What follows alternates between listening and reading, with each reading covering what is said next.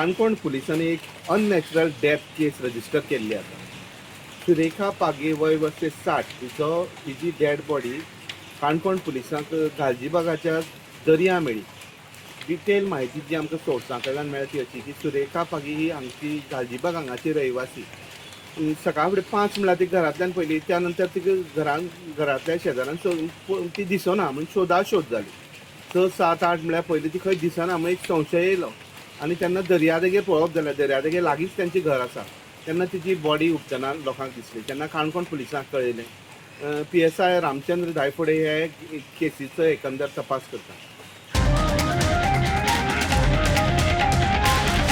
The voice for Coin.